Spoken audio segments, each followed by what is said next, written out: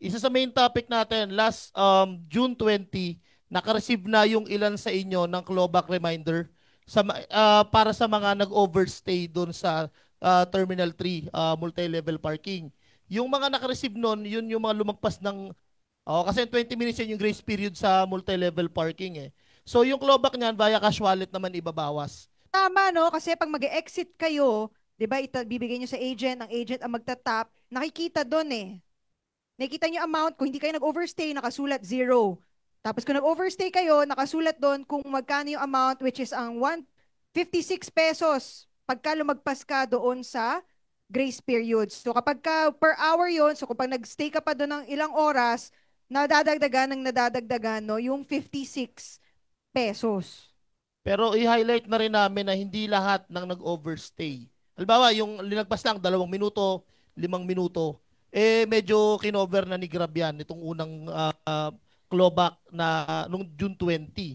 And then, kung diskumpiyado or meron kayong gusto nyo i-contest, pwede kayong mag-file ng appeal via help center. So, open naman po yung help center natin para pakinggan yung mga appeal nyo dun sa multi-level parking na overstay o Yan. tsaka yung Kasi makikita naman eh kung talagang may booking kayo, 'di ba? Anong oras pumasok yung booking?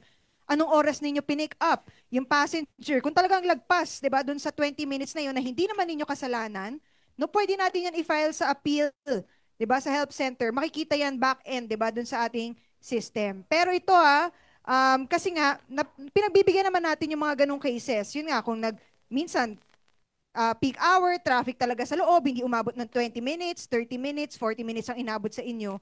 Yun po, hindi na po tayo nag-clawback doon sa mga drivers na ganun yung naging experience. No? Pero, ito meron po tayong na clawback no, last week na buong linggo, ang total na naging overstay niya, ang amount is 800 pesos.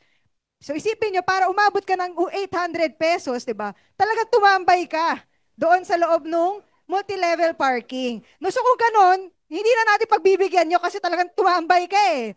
Di ba? Overstaying yung ganun. So, yun, yung mga ganung cases, yun po talaga yung kinlowback natin. So, si Naiya po ang nag-charge nito, ang pinapadaan lang po niya kay Grab. No? Hindi na po sila yung direct kasi hahaba pa yung pila kung pati kayo ay magbabayad pa doon sa mismong sa barrier no upon exit. So hindi na po ganoon yung proseso kaya via cash wallet papadaan kay Grab, si Grab ibibigay kay Naiya no yung payment ninyo.